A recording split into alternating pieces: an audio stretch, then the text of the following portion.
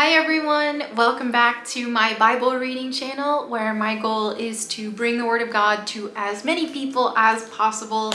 So today I will be continuing where we left off with 1 Samuel 26. We're going to finish reading 1 Samuel today on today's video. So let's start with chapter 26. Now some men from Ziph came to Saul at Gibeah to tell him, David is hiding on the hill of Hachilah, which overlooks Jeshimon. So Saul took 3,000 of Israel's elite troops and went to hunt him down in the wilderness of Ziph. Saul camped along the road beside the hill of Hachilah near Jeshimon, where David was hiding. When David learned that Saul had come after him in the wilderness, he sent out spies to verify the report of Saul's arrival. David slipped over to Saul's camp one night to look around. Saul and Abner, son of Ner, the commander of his army, were sleeping inside a ring formed by the slumbering warriors. "Who will volunteer to go in there with me?" David asked Ahimelech the Hittite and Abishai, son of Zeruiah, Joab's brother. "I'll go with you," Abishai replied. So David and Abishai went right into Saul's camp and found him asleep, with his spear stuck in the ground beside his head. Abner and the soldiers were lying asleep around him. "God has surely handed your enemy over to you this time," Abishai whispered to David. "Let me pin him to the ground with one thrust of the spear. I won't need to strike twice." "No," David said, "don't kill him, for who can remain innocent after attacking the Lord's anointed one? Surely the Lord will strike Saul down someday, or he will die of old age or in battle. The Lord forbid that I should kill the one he has anointed. But take his spear and that jug of water beside his head, and then let's get out of here." So David took the spear and jug of water that were near Saul's head. Then he and Abishai got away without anyone seeing them or even waking up, because the Lord had put Saul's men into a deep sleep. David climbed the hill opposite the camp until he was at a safe distance. Then he shouted down to the soldiers and to Abner, son of Ner, "Wake up, Abner." "Who is it?" Abner demanded. "Well, Abner, you're a great man, aren't you?" David taunted. "Where in all Israel is there anyone as mighty?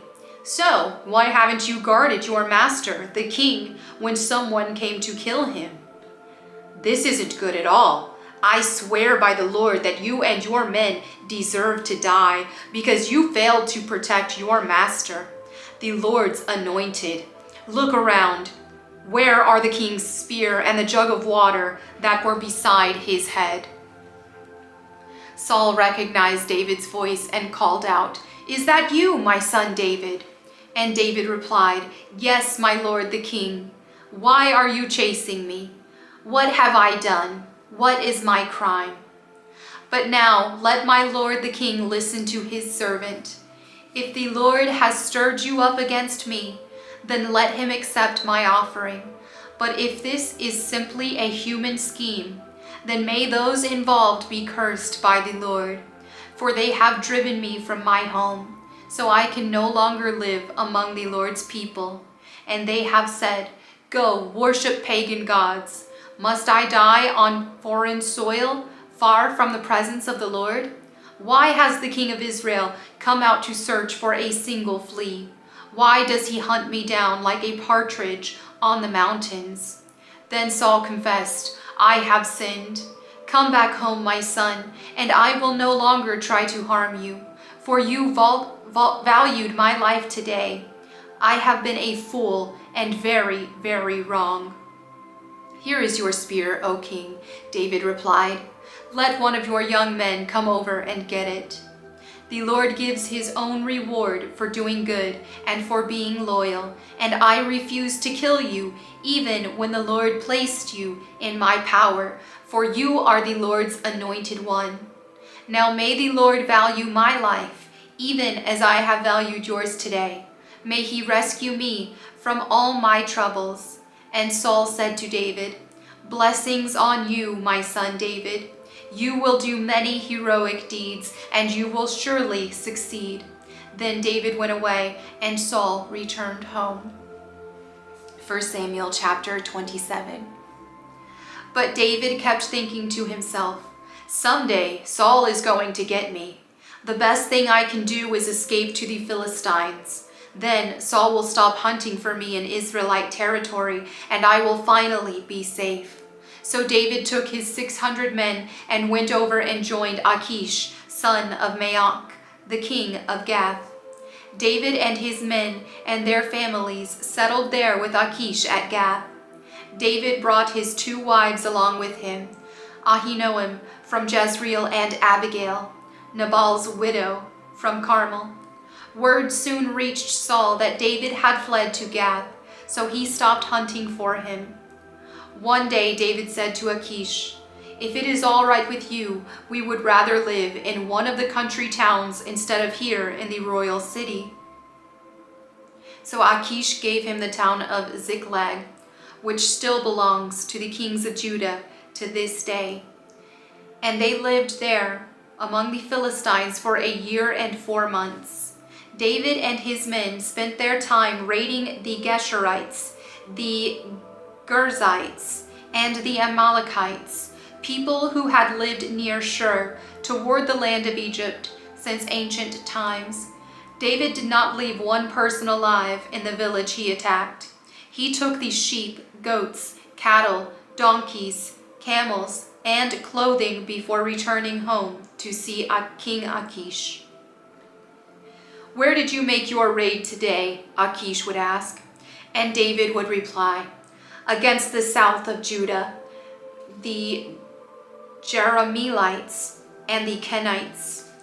No one was left alive to come to Gath and tell where he had really been. This happened again and again while he was living among the Philistines.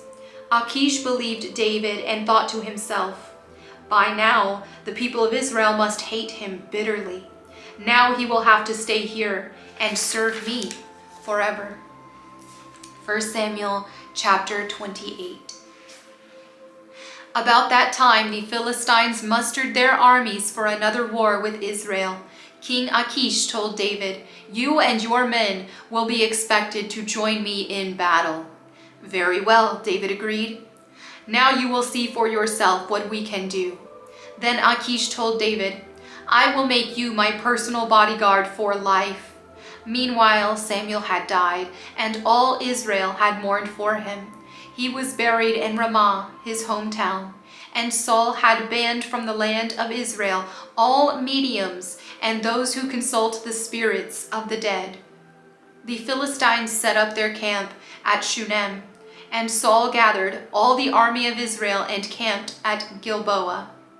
When Saul saw the vast Philistine army, he became frantic with fear. He asked the Lord what he should do, but the Lord refused to answer him, either by dreams or by sacred lots, or by the prophets. Saul then said to his advisers, "Find a woman who is a medium, so I can go and ask her what to do." His advisers replied, "There is a medium at Endor."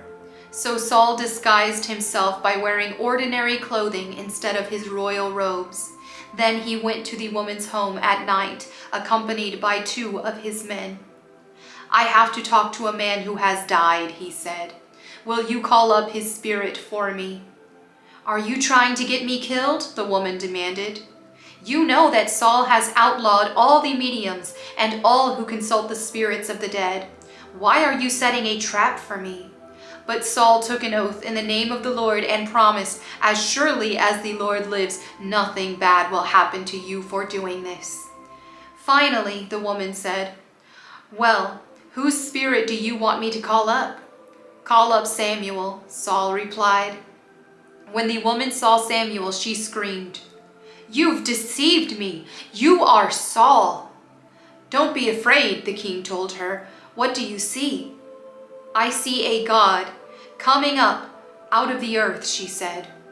"What does he look like?" Saul asked. "He is an old man wrapped in a robe," she replied. Saul realized it was Samuel, and he fell to the ground before him. "Why have you disturbed me by calling me back?" Samuel asked Saul. "Because I am in deep trouble," Saul replied. "The Philistines are at war with me, and God has left me and won't reply by prophets or dreams. So I have called for you to tell me what to do." But Samuel replied, "Why ask me, since the Lord has left you and has become your enemy? The Lord has done just as he said he would. He has torn the kingdom from you and given it to your rival David. The Lord has done this to you today because you refused to carry out his fierce anger against the Amalekites. What's more, the Lord will hand you and the army of Israel over to the Philistines tomorrow, and you and your sons will be here with me. The Lord will bring down the entire army of Israel in defeat." Saul fell full length on the ground, paralyzed with fright because of Samuel's words. He was also faint with hunger, for he had eaten nothing all day and all night. When the woman saw how distraught he was, she said, "Sir, I obeyed your command at the risk of my life. Now do what I say, and let me give you a little something to eat, so you can regain your strength for the trip back." But Saul refused to eat anything. Then his advisors joined the woman in urging him to eat, so he finally yielded and got up from the ground and sat on the couch. The woman had been fattening a calf, so she hurried out and killed it. She took some flour, kneaded it into dough, and baked unleavened bread. She brought the meal to Saul and his advisors, and they ate it. Then they went out into the night. 1 Samuel chapter 29. The entire Philistine army now mobilized at Aphek, and the Israelites camped at the spring in Jezreel. As the Philistine rulers were leading out their troops in groups of hundreds and thousands, David and his men marched at the rear with King Achish. But the Philistine commanders demanded, "What are these Hebrews doing here?" And Achish told them, "This is David, the servant of King Saul of Israel. He's been with me for years, and I've never found a single fault in him from the day he arrived until today." But the Philistine commanders were angry. "Send him back to the town you've given him," they demanded. "He can't go into battle with us." "What if he turns against us in battle and becomes our adversary? Is there any better way for him to reconcile himself with his master than by handing our heads over to him? Isn't this the same David about whom the women of Israel sing in their dances, 'Saul has killed his thousands and David his 10,000s'? So Achish finally summoned David and said to him, "I swear by the Lord that you have been a trustworthy ally.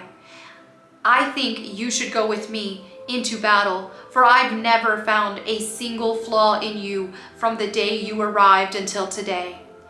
But the other Philistine rulers won't hear of it. Please don't be upset with them, but go back quietly. "What have I done to deserve this treatment?" David demanded. "What have you ever found in your servant that I can't go and fight the enemies of my lord, the king?" But Achish insisted, "As far as I'm concerned, you're as perfect as an angel of God. But the Philistine commanders are afraid to have you with them in the battle. Now get up early in the morning and leave with your men as soon as it gets light." So David and his men headed back into the land of the Philistines, while the Philistine army went on to Jezreel. 1 Samuel chapter 30. 3 days later, when David and his men arrived home at their town of Ziklag, they found that the Amalekites had made a raid into the Negev and Ziklag. They had crushed Ziklag and burned it.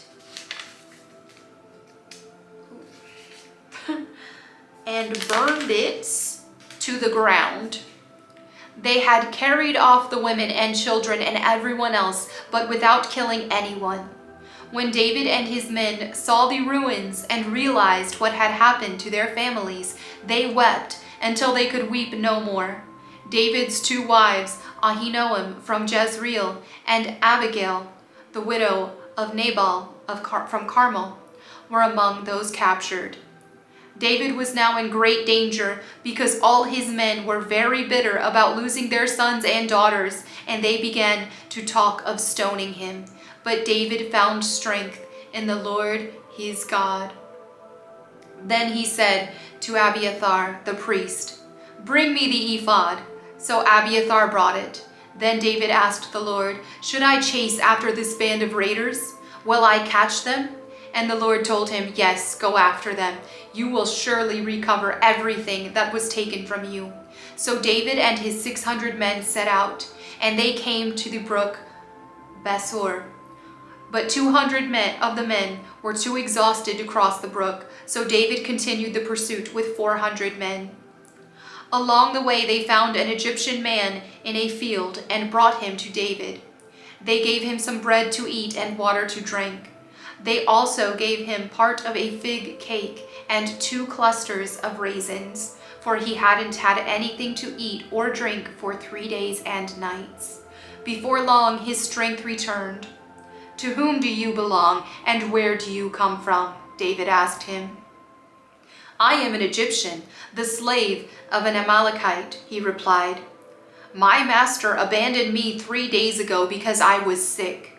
We were on our way back from raiding the Kerethites in the Negev, the territory of Judah, and the land of Caleb, and we had just burned Ziklag."